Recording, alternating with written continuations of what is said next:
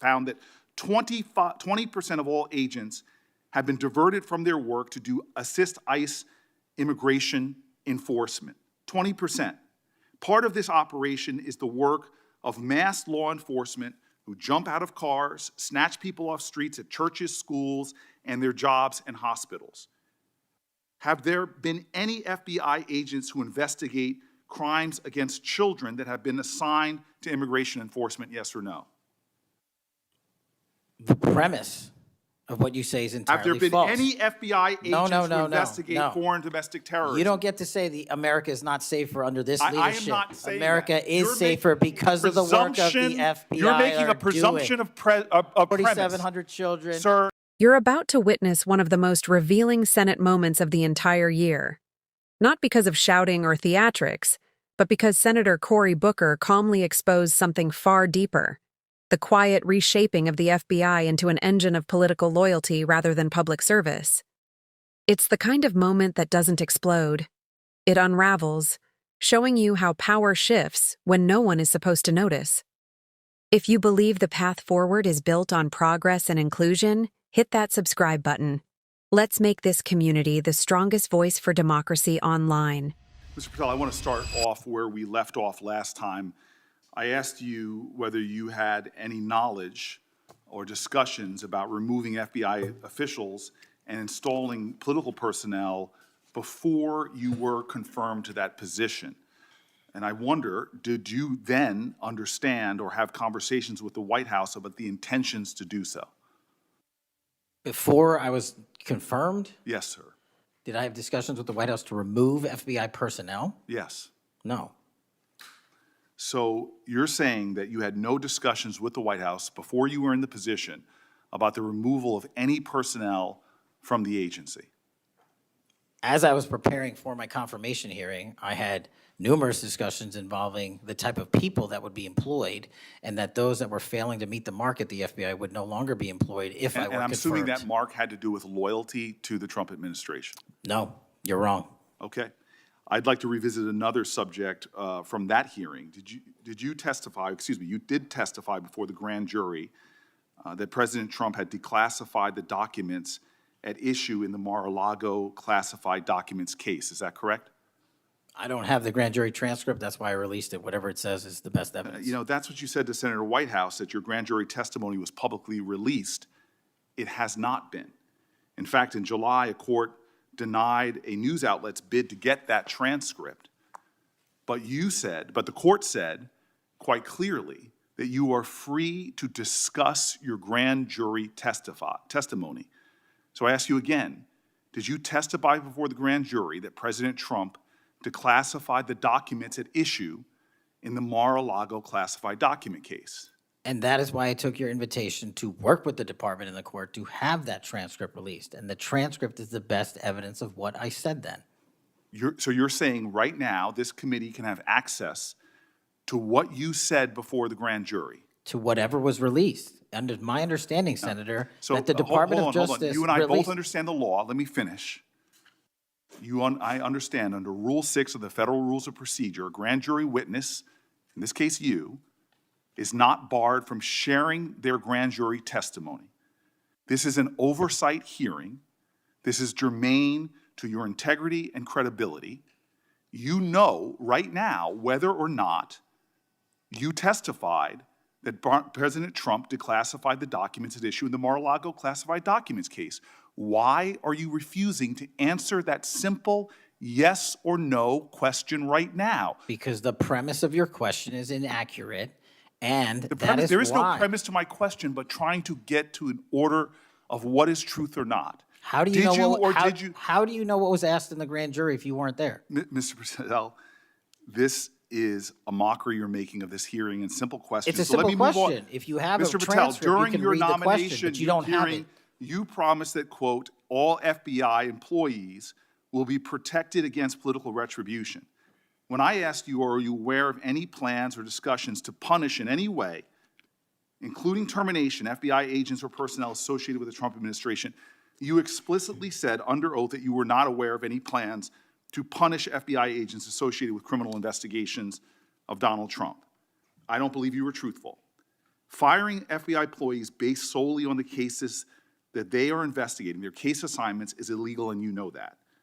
A new lawsuit that's been discussed numerous times, filed by 3 FBI officials, alleges that you carried out Donald Trump's campaign of retribution, in quotes, against FBI employees for, quote, failure to demonstrate sufficient political loyalty. One of those plaintiffs has been discussed today, Brian Driscoll.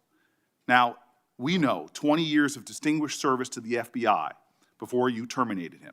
Special agent in charge of FBI's Newark field office, where he operated with distinction. Medal of Valor winner, Shield of Bravery awards. He's a patriot. You terminated Driscoll via a letter dated October 8th, 2025, and in that letter you said that you were firing him pursuant to Article 2 of the Constitution. Well, you're not the President of the United States, and so I'm wondering under what authority you were allowed to terminate him. That matter is under litigation, and I'm not able to discuss it. Okay, well, discuss this. Did you have discussions with Stephen Miller about firing this particular person or about his continuance in the FBI? Not that I recall. How often do you speak to Stephen Miller? Frequently on our Homeland Security task forces. You frequently talk with Stephen Miller about subjects other than Homeland Security Task Force issues, correct? I frequently talk to Mr. Miller about Homeland Security task forces. Has Stephen Miller ever given you his opinions on how to run your agency? Mr. Miller's interagency operations are invaluable to the FBI. That's what we talk about. So you frequently discuss your job and your responsibilities with Stephen Miller and Pam Bondi, I imagine, as well. Absolutely. She's the Attorney General. Understood. Okay. Donald Trump promised to make us all safer. You have pushed out senior FBI agents with decades of knowledge and experience. In fact, this is the first time in FBI history that neither the director nor the deputy director have any experience with the FBI. You've shifted the agency's priorities primarily to pursuing Donald Trump's immigration enforcement agenda. According to ICE data, the Cato Institute, which is a conservative think tank, found that 20% of all agents have been diverted from their work to assist ICE immigration enforcement. 20%. Part of this operation is the work of mass law enforcement who jump out of cars, snatch people off streets at churches, schools, and their jobs and hospitals. Have there been any FBI agents who investigate crimes against children that have been assigned to immigration enforcement, yes or no? The premise of what you say is entirely false. Have there been any FBI agents who investigate foreign domestic terrorism? You don't get to say America is not safer under this leadership. I am not saying America that. is safer because of the work of the FBI. You're making a presumption of premise. 4,700 children. Sir, we have seized 6,000 weapons and 23,000 violent felons have been arrested. That FBI agents who investigate human trafficking have been reassigned to immigration enforcement. You are not denying that FBI agents who are on the task force that fight against Russian oligarchs have not been reassigned. Public Corrections Squad reassigned. People who defend children reassigned. You're not denying that. I've seen you time and time again attack my colleagues' premises of questions as a way to not answer the question. So let me end with this. I believe you have made our country weaker and less safe. I believe that we are more vulnerable to a major event, and I pray to God it doesn't happen. You've gutted the Bureau of Institutional Knowledge and Expertise. You fired or pushed out seasoned FBI officials, many with more than 20 years of experience, and were working on cases that were critical. You've been purging thousands of serious law enforcement officials who spent their careers keeping us safe, only to lower hiring standards in order to find anyone to replace them. And shockingly, you admitted in this hearing to Senator Coons that it would take 14 years to fill the vacancies at your agency. Many are the result of your purge. 20% of FBI agents are doing low-level immigration enforcement instead of their mission-critical work. You've disbanded entire task forces that stop election interference, foreign influence, public corruption. And who benefits from this? Well, corrupt people benefit from it. Criminals benefit from it. Vladimir Putin benefits from it. And it really makes me wonder who you're looking out for. It makes me think we can't trust you as a nation. You swear to release the Epstein files, but now you're withholding the Epstein files. You claim that you have a suspect in a serious assassination. Whoops, then you don't have a suspect. You know nothing about plans to remove FBI agents, yet you're directly involved in those plans. In the words of an ex-FBI official, you are overseeing, and I quote, generational destruction of the nation's premier law enforcement agency. Mr. Patel, in just 8 months, you have assaulted the institutional integrity of the FBI. But I know FBI field agents. I've worked with them in Newark. No matter how truly bad you are, you can't undermine the legacy of agents who fight every day to keep us safe, but you can tarnish the integrity of the agency and undermine the agency's capacity. I believe you're failing as a leader, and that your failure does have serious implications for the safety and security of Americans and our families. We're more vulnerable to domestic and foreign attack because of your failures of leadership. I don't think you're fit to hand the Bureau, but here's the thing, Mr. Patel. I think you're not going to be around long. I think this might be your last oversight hearing. Because as much as you supplicate yourself to the will of Donald Trump and not the Constitution of the United States of America, Donald Trump has shown us in his first term and in this term, he is not loyal to people like you. He will cut you loose. This may be the last time I have a hearing with you because I don't think you're long for your job. But I'm going to tell you this, I pray for you. I pray for you that you can step up and defend your oath, defend the Constitution, and do a much better job of defending this country. Thank you, Mr. Chairman. Do you want to say anything? Yes, at this sir. point? That rant of false information does not bring this country together. If you want to work on bringing this country, it's my time, not yours. My God. If You're you gonna want to lecture talk me about dividing this country, it is I my follow time. you on your social media posts that It is tear my this country time apart. to There address should be a your unifying- falsehoods. Oh, You are an you can try embarrassment all to the you division want in this to country. not Senator, take it is my responsibility time. for what You you had have your said. time. Sir, you're Your making time a is mockery of this over. committee. Sir, you don't tell me my time is over. You The know how people far of New we've Jersey come tell me since what you my tell- time is. Senator- You can't lecture me. You can tell me Sir, my you time's have- over? You may be the charge of the I'm FBI, not going anywhere. but I am not afraid of you, sir. Mr. Chairman, Not afraid of you. Mr. Chairman, point of order. Senator Booker, I announced at the beginning of this meeting that this back and forth, talking over each other, doesn't work. And I said if that happened, I asked Patel not to respond, and I was going to give him some time after the senator's time was up to respond.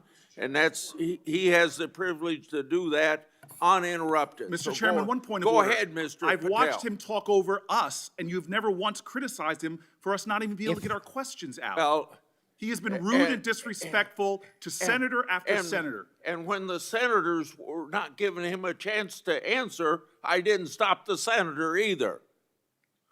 Go ahead, Senator. Thank you, Mr. Chairman. If the FBI, under my 7-month leadership, were failing this administration in this country, why do we have 23,000 violent felons arrested this year alone? A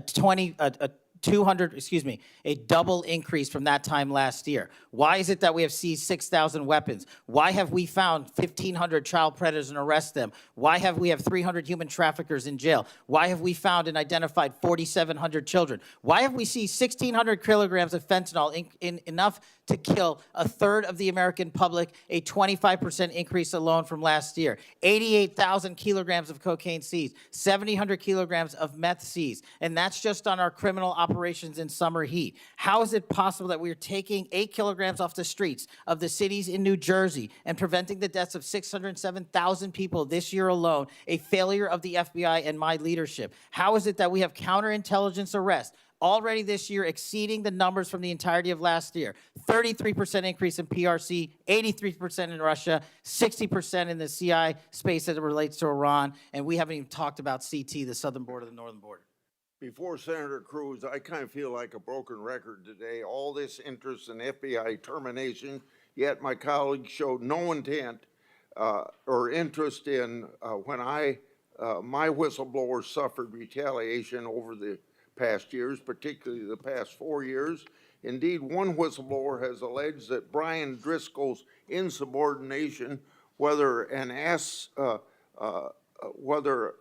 agent is on a hot button case or not, they ought to be held accountable for misconduct and weaponization. Senator Cruz. What we witnessed between Senator Cory Booker and Kosh Patel wasn't just friction in a hearing room. It was a window into what happens when an institution built to protect the country begins bending toward political loyalty instead of public safety. Booker wasn't performing. He was diagnosing the deeper question. Is the FBI still an independent guardian of the Constitution, or is it becoming another political instrument for Donald Trump? When Booker asked Patel about pre-confirmation conversations with the White House, Patel's evasions were telling. Not outright denials, just the kind of vague, slippery answers that reveal more through avoidance than admission. And that's the contradiction here. An FBI director who talks about integrity while dodging the simplest questions about political pressure. Booker pushed further.